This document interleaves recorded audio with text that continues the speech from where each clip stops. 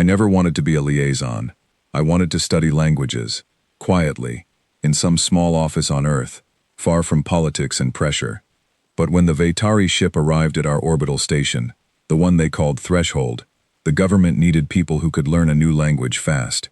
My name was on a short list, and 3 weeks later, I was standing in a metal hallway, waiting to meet aliens for the first time. The Vaitari were tall, with pale gray skin, and calm, careful eyes. They moved like they never wasted a single step.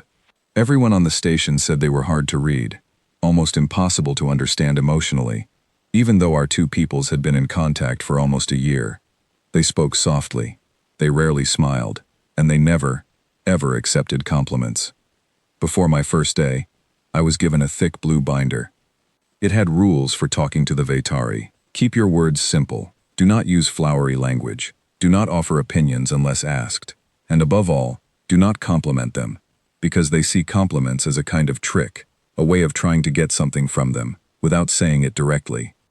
I followed those rules for 6 days. My job was simple on paper. Every morning, I sat across a table from a Vaitari translator and worked through trade documents, treaties, and small disagreements about space debris and shared resources.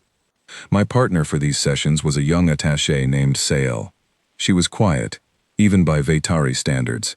She rarely looked directly at me. She answered questions in short, careful sentences, and she never once asked me anything about myself. At first, I thought she disliked me.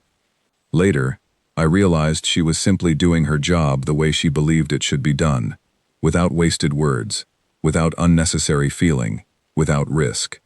Each day blurred into the next. We talked about tariffs.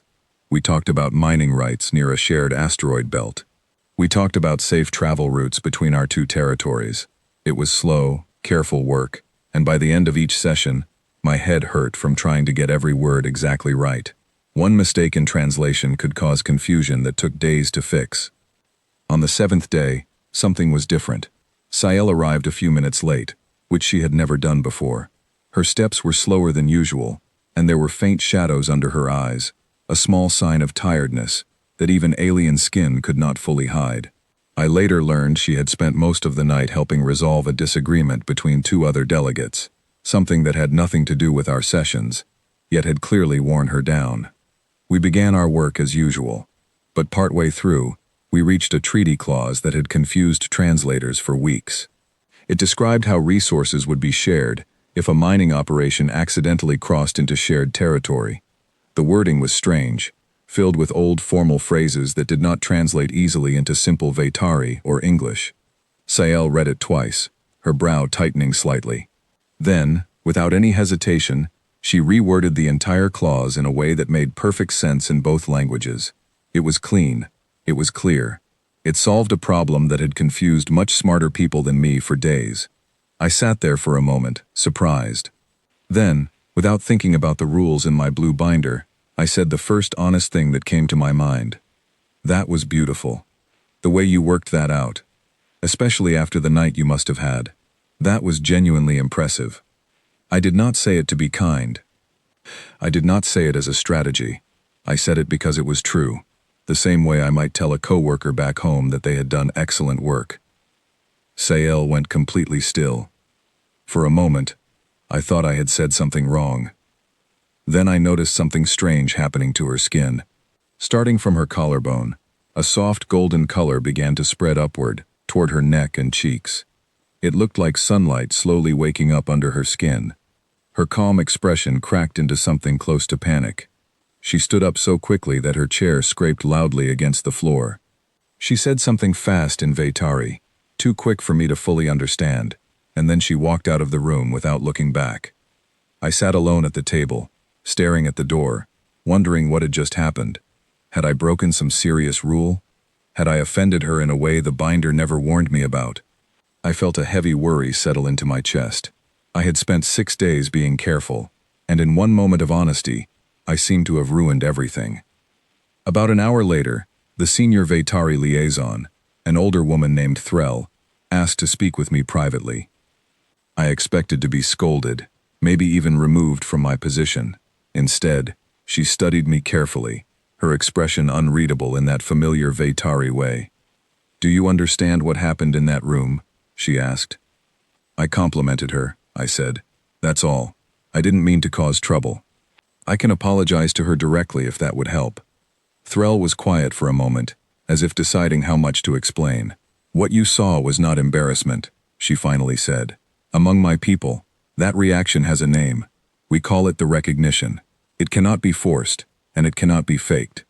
It only happens when someone speaks true words, in our own language, and those words touch something real in another person. It is rare between two Veitari. Between a human and a Veitari, it has never happened before, as far as any of us know." I did not fully understand yet, so I stayed quiet and let her continue.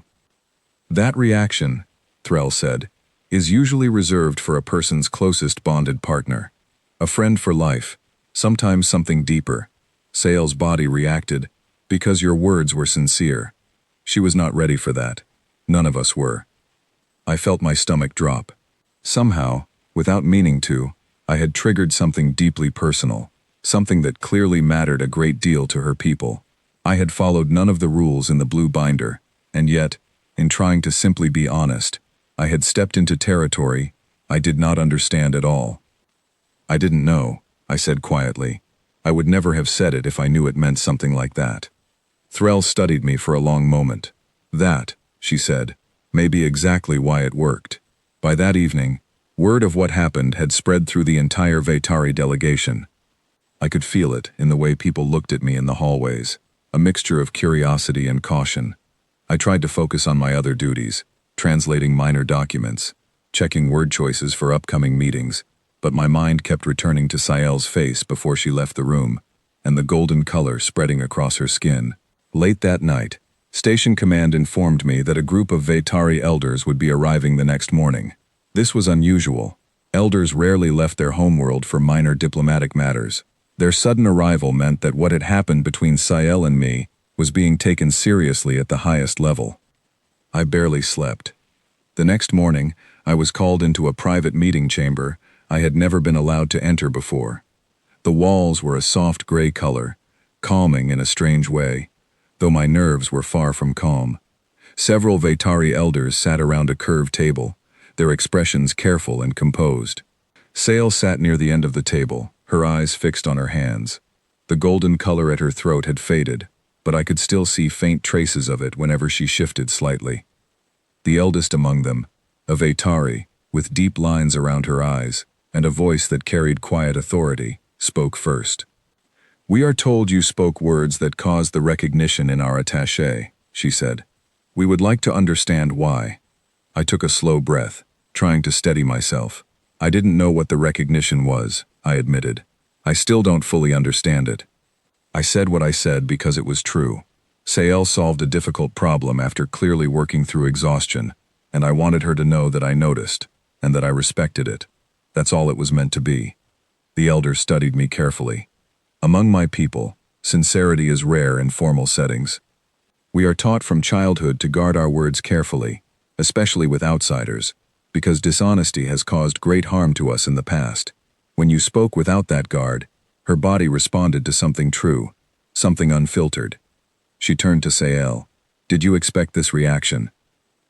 Sael shook her head, still not looking up. "I did not think a human could speak to us that way. I did not think you understood us well enough to trigger something so deep. I was surprised. I still am." The elder was quiet for a long moment, her eyes moving between Sael and me. Finally she spoke again, her tone shifting slightly. "For months, our negotiations with your people have stalled. Every meeting felt careful, distant, filled with formal words that said little of real meaning. We believed humans were too guarded, too strategic, to ever truly understand us. Perhaps we were wrong." I felt a flicker of hope, though I tried not to let it show too quickly. "Maybe the problem was never that we couldn't understand each other," I said carefully. "Maybe it's that neither side felt safe enough to speak honestly until now." The room fell silent. Sael finally lifted her eyes and looked directly at me for the first time since the incident. There was something different in her expression now, less guarded, more open. The elder nodded slowly. "Perhaps this is the opening we did not know we needed." Within a week, Negotiations that had been stuck for months suddenly began moving forward. Meetings that once felt cold and cautious became more open, both sides willing to speak plainly, instead of hiding behind careful, formal language. It was not because of any grand speech or clever strategy. It was because one small, honest moment had shown both sides that real connection was possible. Sayel and I continued working together during this time. Our sessions changed slightly. She still worked with the same careful precision, but she no longer avoided my eyes. Sometimes, when she solved a difficult translation quickly, I would tell her so, simply and honestly, the way I always had. And sometimes, the gold would rise gently at her collarbone, no longer something she rushed to hide. One afternoon, after a particularly long and difficult session, she finally spoke about it openly. "I used to think showing that reaction meant weakness," she said. "We are taught to control it, to prevent others from seeing it, especially outsiders. But hiding it all the time is exhausting. I am tired of hiding something that is simply true." I nodded, understanding more than I could put into words. For what it's worth, I don't think it's weakness. I think it's honesty. And I think that's exactly what both our peoples needed to see. She almost smiled at that, a small shift at the corners of her mouth that I had never seen before. It was not a large gesture, but for Sayel, it felt like something significant. As the weeks passed, the station changed in small but meaningful ways. Vatari delegates began speaking more openly in meetings. Human negotiators, seeing this shift, began softening their own careful, guarded language as well. Slowly, trust began building in a way that formal treaties and careful wording never could have achieved alone. I stayed on as a liaison much longer than I originally planned. What began as a temporary assignment turned into something I cared about deeply. Every morning, I still sat across the table from Sayel, working through documents, solving translation problems, and slowly building something neither of us fully expected. I never stopped meaning what I said to her, or to anyone else on that station. It became a quiet habit of mine, one I never wrote down in any official report, but one that mattered more than any treaty clause. Speak honestly, say what is true, even when it is small, even when it is unexpected, even when it changes everything. Sayel, for her part, kept her own quiet promise as well. She stopped hiding the gold that rose in her skin whenever something true reached her. She let herself be seen, fully and honestly, without fear of what that might mean. Looking back now, I understand that the biggest change on that station did not come from any grand diplomatic breakthrough or clever political strategy. It came from one small, honest sentence, spoken without any hidden purpose, to someone who simply needed to be truly seen. And sometimes, that is all it takes to change everything.